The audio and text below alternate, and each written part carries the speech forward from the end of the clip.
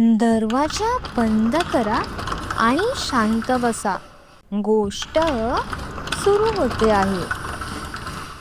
रात्रीचे साधारण 2:30 वाजले होते. गाव पूर्ण शांत होतं. कुत्र्यांचंही भुंकणं थांबलं होतं. फक्त वाऱ्याने हलणाऱ्या झाडांचा किरकिर आवाज. आणि त्या शांततेत एक माणूस चालत होता. हळू, अगदी हळू. त्याचे पाय चिखलात बुडले होते, पण त्याला काही फरक पडत नव्हता. त्याचं नाव होतं समीर परांजपे. 5 वर्षांपूर्वी याच गावात त्याचा मृतदेह सापडला होता. समीर गावाच्या वेशीवर थांबला. त्याने डोळे वर केले. जुनं ओळखीचं गाव त्याच्या समोर होतं. घरी आलो शेवटी, तो स्वतःशीच पुटपुटला. त्याच्या आवाजात थकवा होता, पण एक विचित्र शांतताही होती. गावातल्या पहिल्या घराजवळून तो गेला. दरवाजाजवळ बांधलेला कुत्रा अचानक जोरात भुंकायला लागला, पण समीरकडे बघून तो भुंकणं थांबवलं आणि लगेच शेपूट पायात घालून मागे सरकला. जणू काही त्याने काहीतरी चुकीचं पाहिलं होतं. समीर हळूहळू आपल्या घरासमोर आला. घर तसंच होतं, पण खिडक्यांवर जाळ चढलं होतं. दरवाजा अर्धवट उघडा होता. तो थोडा थांबला. आई, त्याने हलक्या आवाजात हाक मारली. कोणताच प्रतिसाद नाही. तो आत गेला. घरात थंडावा होता. जणू बराच काळ कोणी राहतच नव्हतं. भिंतीवर धूळ, जुन्या फोटोवर जाळव. समीरने एक फोटो हातात घेतला. त्या फोटोमध्ये तो स्वतः उभा होता, पण फोटोच्या कोपऱ्यात काळा पट्टा होता आणि खाली लिहिलं होतं, स्वर्गीय समीर काशीनाथ परांजपे, 1995 ते 2021. समीर काही क्षण फोटो बघत राहिला आणि मग हलकसा हसला. किती विनोद करतात लोक, तो पुटपुटला. त्याला अजिबात जाणवलं नाही की त्या फोटोमध्ये असलेला त्याचा चेहरा आणि आत्ताचा त्याचा चेहरा यात थोडासा फरक होता. फोटोमधला समीर जिवंत वाटत होता, पण आत्ताचा काहीतरी रिकामी होतं. त्या रात्री गावात अजून एक गोष्ट घडली. गावाच्या काठावर असलेल्या जुन्या विहिरीजवळ माती हलायला लागली. हळूहळू जमिनीखालून एक हात बाहेर आला. मातीने माखलेला, सडलेला हात, आणि त्या हाताने घट्ट पकडलं एक जुनं कुजलेलं कापडाचा तुकडा, ज्यावर लिहिलं होतं, समीर. सकाळ झाली. गावात नेहमीसारखी हालचाल सुरू झाली होती, पण समीरच्या घरात अजून एक विचित्र शांतता होती. समीर उठला. त्याने आजूबाजूला पाहिलं. जुनं घर, धूळ, जाळ. आई कुठे गेली असेल, तो स्वतःलाच म्हणाला. त्याला अजिबात जाणवलं नाही. हे घर वर्षानुवर्ष बंद आहे. तो बाहेर पडला. गावातले काही लोक त्याच्याकडे बघत होते, पण त्यांच्या चेहऱ्यावर ओळखीचं काहीच नव्हतं, फक्त संशय. पहिला माणूस त्याच्या समोर आला. शिवा पाटील. कोण आहेस तू, त्याने सरळ विचारलं. समीर थोडा हसला.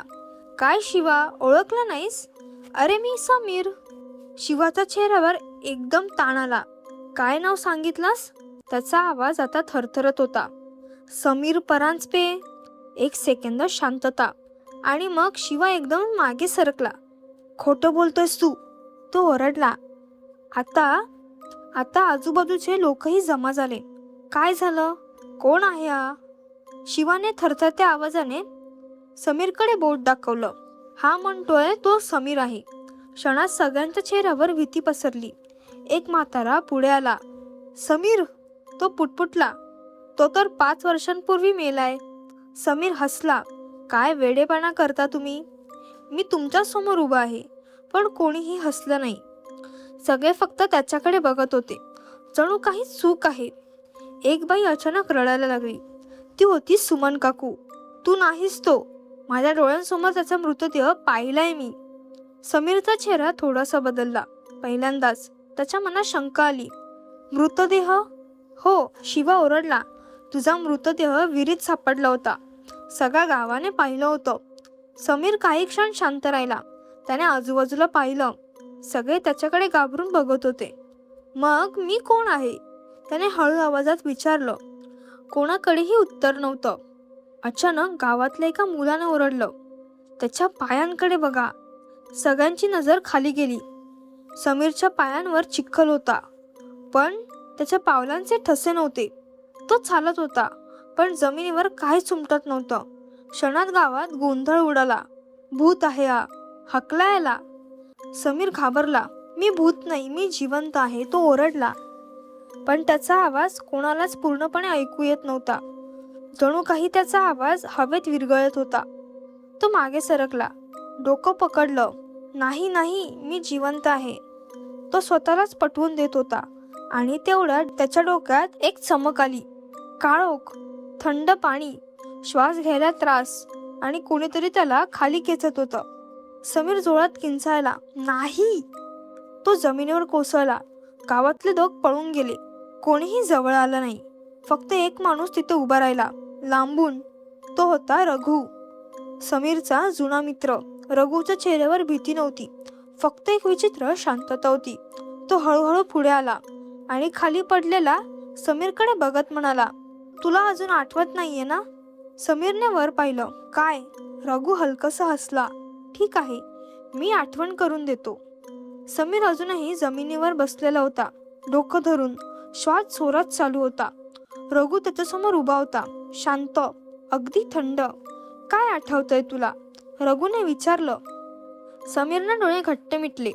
पाणी, अंधार, आणि कोणीतरी मला खाली खेचत होतं. रघुच्या ओठांवर हलकसं हसू आलं. कोणी नाही खेचत होतं तुला, तो शांतपणाने म्हणाला. समीरने डोळे उघडले. मग? रघु थोडा पुढे आला आणि हळू आवाजात म्हणाला, तू स्वतःच खाली जात होतास.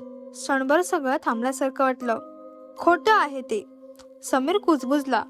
रघुने डोकं हलवलं. खोटं नाही, तुला आठवत नाहीये, एवढंच.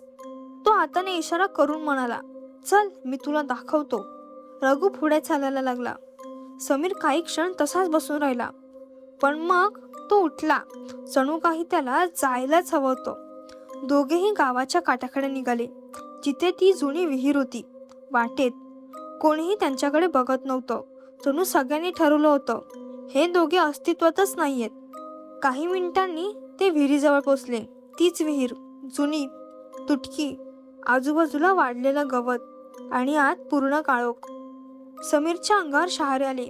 मी इथे? तो पुटपुटला. रघुने मान हलवली. हो, इथेच सापडलास तू. समीर हळूहळू विहिरीच्या काठावर गेला. आत डोकावलं आणि अचानक त्याच्या डोक्यात सगळं परत आलं. रात्रीचा तो दिवस, दारूचा वास, रघु आणि तो दोघे, भांडण, खूप मोठं भांडण. तू मला धोका दिलास. समीर ओरडत होता. रघुच्या डोळ्यात राग होता. तू आधी दिलास धक्का. आणि समीर मागे सरकला, पाय घसरला आणि थेट तो विहिरीत पडला. पाणी थंड होतं, श्वास अडकत होता. तो ओरडत होता, रघु, वाचव मला. तो वर बघत होता, विहिरीच्या काठावर उभा रघु. पण तो काही करत नव्हता, फक्त बघत होता. समीरचा आवाज हळूहळू कमी झाला. हात थरथरू लागले आणि शेवटी तो खाली गेला, पूर्ण अंधारात. त्याला जे आठवलेलं ते सगळं संपलं. समीर जोरात मागे सरकला. नाही, तो ओरडला. त्याच्या डोळ्यात भीती नव्हती, आता सत्य होतं. तो रघुकडे पाहू लागला. तू मला वाचवलं नाहीस.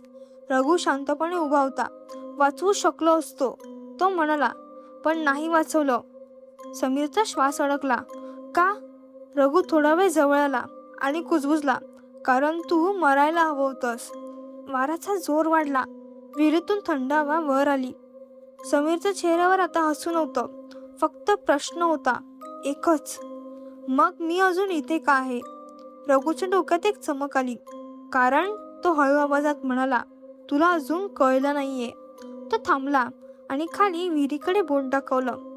तुझं शरीर अजूनही तिथेच आहे. समीरच्या अंगावर काटा आला. आणि जे वर आलंय, रघु हसला, ते तू नाहीस. क्षणात विहिरीतून एक आवाज आला, ओलसर, घुसमटलेला. समीर. समीर गोठला. तो हळूहळू विहिरीत पाहू लागला आणि आत त्याने पाहिलं स्वतःला, पाण्यात बुडालेला, फुगलेला, डोळे उघडे, आणि तोच त्याच्याकडे बघत होता. विहिरीतून येणारा आवाज अजूनही घुमत होता. समीर. समीर थिजून उभा होता, त्याचे डोळे विहिरीत खिळलेले.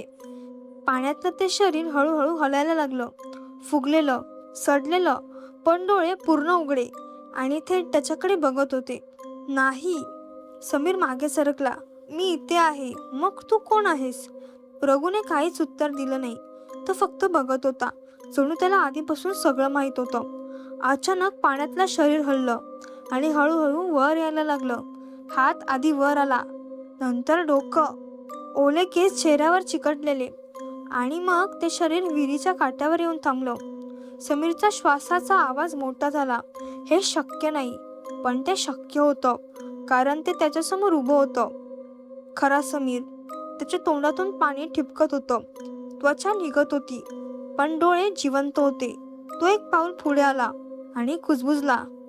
तू माझं आयुष्य घेतलंस. समीर थरथरला. नाही, मी काही केलं नाही. रघु अचानक हसला. हो, केलंस तू. समीरने त्याच्याकडे पाहिलं. काय? रघुचा आवाज आता थंड झाला होता. त्या रात्री तू पडला नाहीस. क्षणभर सगळं थांबलं. तू उडी मारली होतीस. समीरच्या डोक्यात स्फोट झाला. त्याला आठवलं तो रात्रीचा प्रसंग, पण यावेळी वेगळा. तो स्वतः विहिरीच्या काठावर उभा होता. रघु मागे होता. भांडण झालं होतं, पण कोणी ढकललं नव्हतं. समीर स्वतः पुढे गेला आणि खाली पाहिलं आणि हसला. सगळं संपलं, तो म्हणाला, आणि स्वतः उडी मारली. त्याला सगळं आठवलं. समीर थरथरू लागला. नाही नाही, हे खोटं आहे. रघु त्याच्या जवळ आला. तुला जगायचं नव्हतं, तो म्हणाला, पण मरताना तुझ्या मेंदूने एक गोष्ट केली. तो थांबला. त्याने एक नवीन तू तयार केला. समीर गोंधळला.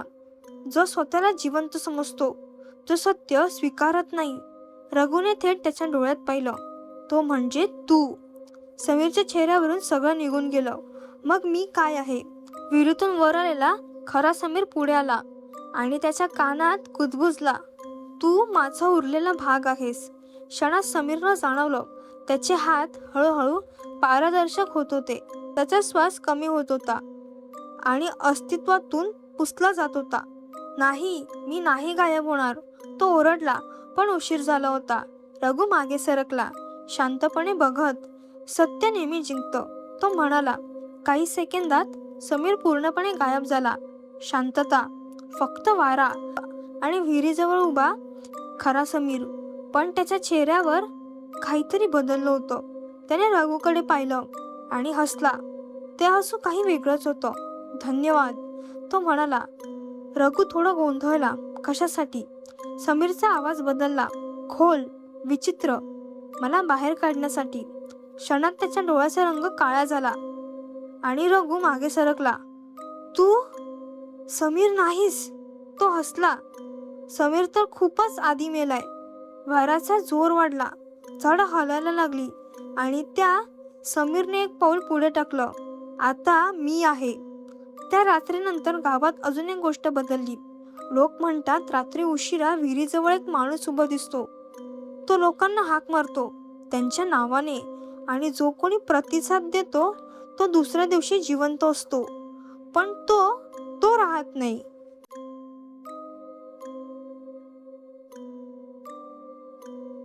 जर ही गोष्ट तुम्हाला आवडली असेल तर व्हिडिओला नक्की लाईक करा आणि अशाच भयानक गोष्टींसाठी माझ्या SG हॉरर स्टोरीजला सबस्क्राईब करा. पुढच्या रात्रीच्या थरारक प्रवासासाठी भेटूया. तोपर्यंत सावध राहा, कारण भीती सुरू झाली आहे.